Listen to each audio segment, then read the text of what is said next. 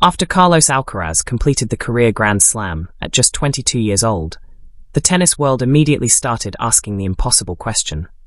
Can he win all 4 majors in 2026?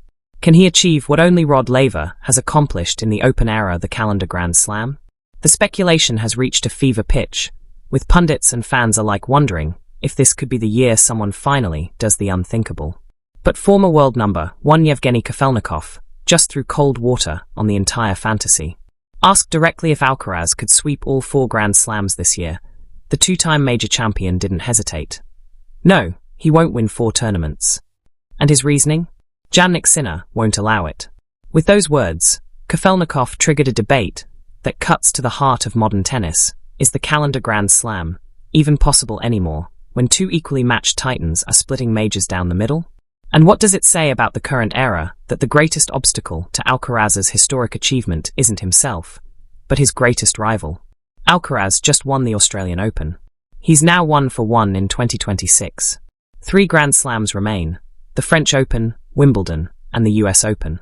Mathematically, it's still alive. But Kafelnikov's blunt dismissal forces us to confront an uncomfortable truth. In an era defined by the Sinner-Alcaraz duopoly, the calendar Grand Slam might have become an impossibility.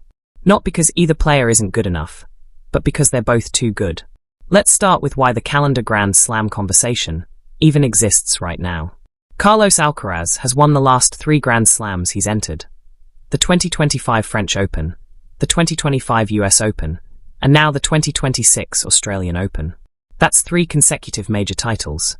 He's on a roll that feels unstoppable, the kind of momentum that makes the impossible start to feel inevitable. And it's not just that he's winning, it's how he's winning. At the Australian Open, Alcaraz didn't drop a set until the semi-finals, where he faced Alexander Zverev and found himself cramping, vomiting, on the verge of collapse, and still came back to win in 5 sets. 2 days later, he dismantled Novak Djokovic in the final with a level of tennis that left even the 10-time Australian Open champion looking ordinary. This is a player operating at the absolute peak of his powers. Young, hungry, physically dominant, mentally unshakable. The kind of player who looks capable of anything. So when people start speculating about the calendar Grand Slam, it's not coming from nowhere. There's legitimate evidence that Alcaraz might be able to pull this off. He's already won Roland Garros twice. He's a 2-time defending champion there. He owns the French clay in a way no one else does right now.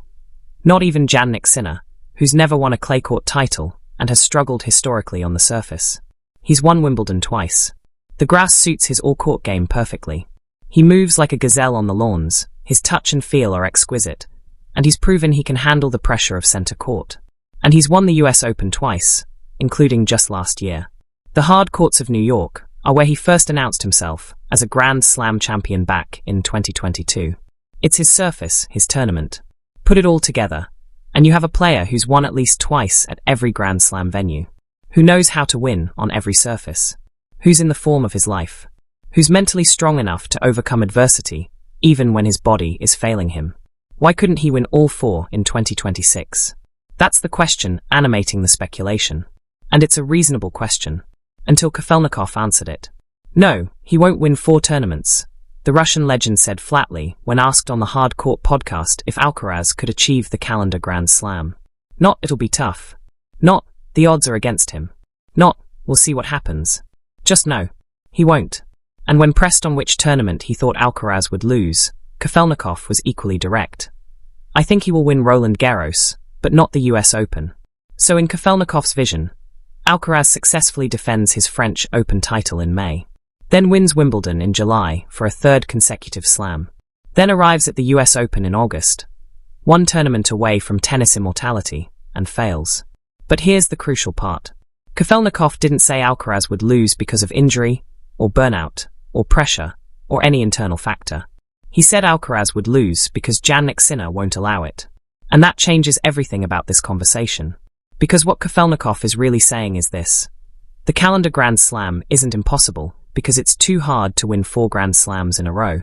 It's impossible because Alcaraz and Sinner are too evenly matched for either one to dominate completely. Think about what's happened over the last 9 Grand Slam tournaments. Alcaraz and Sinner have won all 9 of them. They've split them almost perfectly, Alcaraz with 5, Sinner with 4. They've each won the tournaments that suit their games best. And they've each proven they can beat the other in major finals. This isn't a situation like when Djokovic, Nadal, and Federer were in their primes, where one of them might go on a run and win 3 or 4 straight majors because the competition, while fierce, wasn't always in peak form at the same time. This is 2 players, both at their absolute peak, both hungry, both determined, both with the game to win on any surface, splitting Grand Slams between them like they're dividing territory. And in that environment, how does anyone win all 4 in 1 year? Kafelnikov's logic is brutally simple. Sinner won the 2024 Australian Open. Then Sinner won the 2025 Australian Open. Alcaraz just broke that streak by winning the 2026 Australian Open. But Sinner isn't going away. He's not declining. He's not injured. He's still the number 2 player in the world, and he's still going to show up at every Grand Slam with the ability to beat Alcaraz. So when Alcaraz gets to the US Open, assuming he's won the first 3, Sinner will be waiting. And on that particular hard court, in that particular environment, Sinner has proven he's Alcaraz's equal or better. Sinner won the 2024 US Open. Alcaraz won the 2025 US Open by beating Sinner in the final. They're 1-1 in New York over the last 2 years. Why should we assume Alcaraz would automatically win a 3rd straight? This is what makes Kafelnikov's prediction so devastating to the calendar Grand Slam dream. He's not betting against Alcaraz's ability.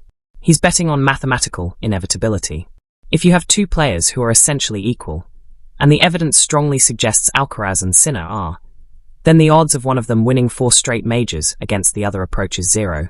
Because even if player A is slightly better, the probability of winning 4 consecutive best-of-5 matches when your opponent is nearly as good as you are is infinitesimally small. Let's say, generously, that Alcaraz has a 60% chance of beating Sinner in any given Grand Slam final. That's probably being charitable. They're much closer to 50-50. But let's go with 60%. The probability of winning 4 in a row at 60% per match? About 13%. Now factor in that Alcaraz would have to get through the rest of the draw at each tournament. That he'd have to stay healthy for 12 months. That he'd have to maintain peak form across different surfaces. So maybe Kafelnikov is underestimating just how good Alcaraz is right now. Maybe this is a transcendent year. Maybe this is the year where everything clicks and Alcaraz goes on a run that tennis has never seen before. It's possible. It's just not probable. And that's the brutal truth about the calendar Grand Slam in the modern era. Even if you're the best player in the world, and Alcaraz arguably is right now, you still need things to break your way. You need to stay healthy. You need your opponents to have off days at the right times. You need the draw to open up. You need a little bit of luck. And most importantly, you need your biggest rival to falter. In 1969, when Rod Laver won the calendar Grand Slam, his biggest rivals were Tony Roche, John Newcombe, and Arthur Ashe. All great players. But they weren't peaking simultaneously. They weren't all playing at an equally superhuman level. The field was strong, but it wasn't the kind of relentless gauntlet that exists today. Now imagine if Laver had to face a version of himself at every Grand Slam. Someone with his exact level of talent, determination, and clutch ability. Someone who was 24 years old and hungry. Someone who was splitting majors with him tournament by tournament. Would Laver have completed the calendar Grand Slam under those circumstances? Probably not. And that's the situation Alcaraz finds himself in with Sinner. It's not that Alcaraz isn't good enough. It's that Sinner is just as good. And when you have 2 players at that level, both in their early 20s, both with years of peak tennis ahead of them, the idea that one of them is going to win 4 straight majors becomes almost fantastical.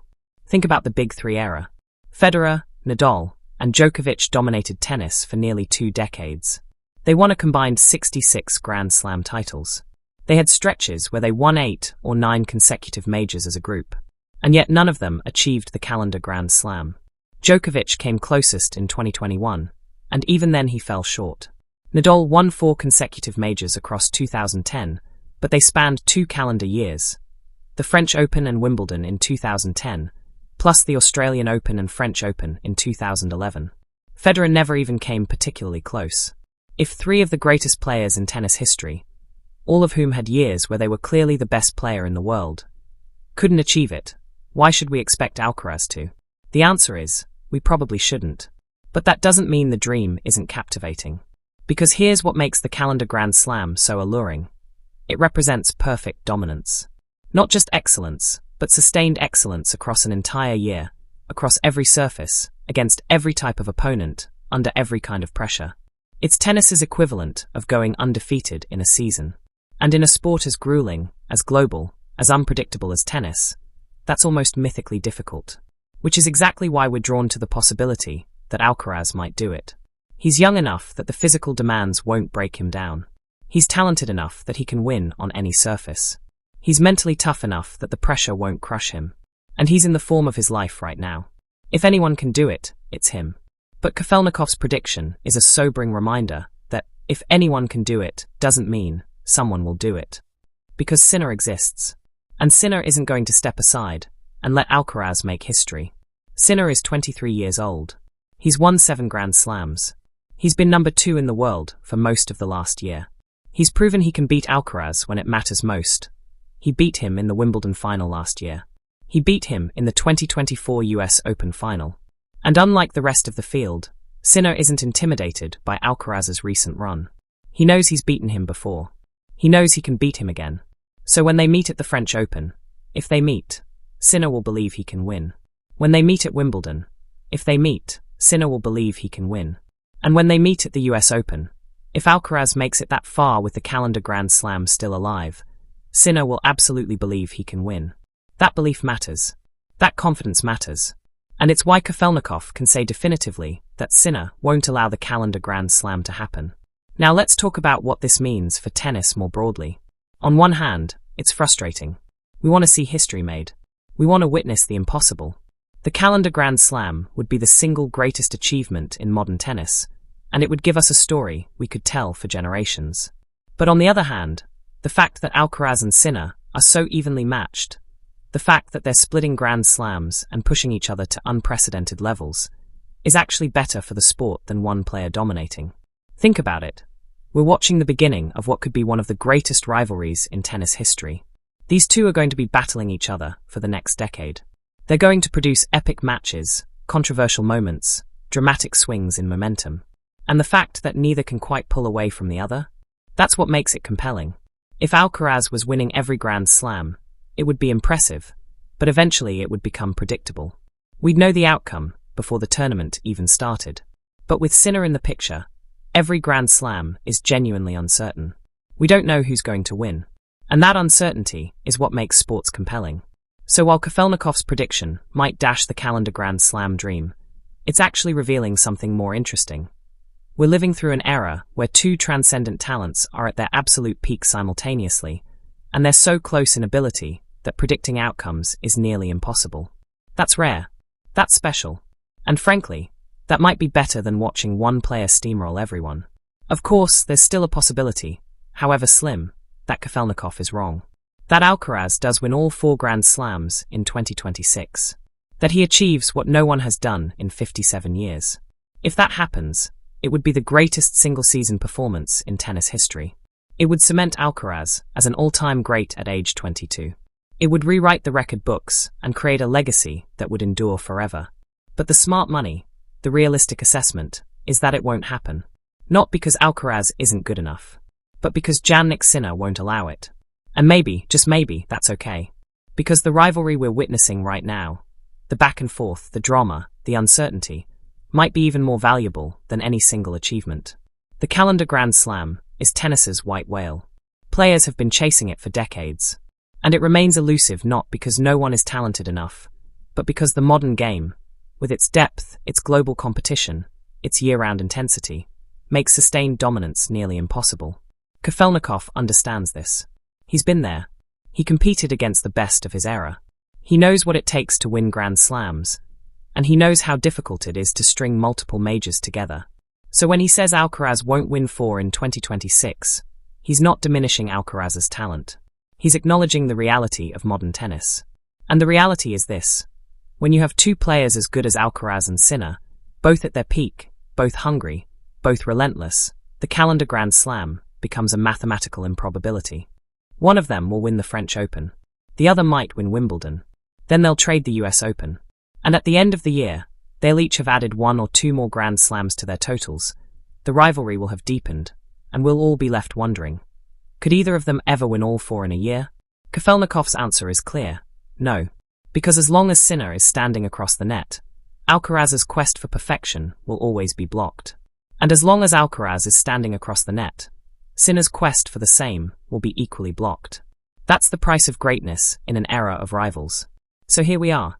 Alcaraz has won the Australian Open. The calendar Grand Slam dream is alive. The speculation will continue to build as we approach Roland Garros in May.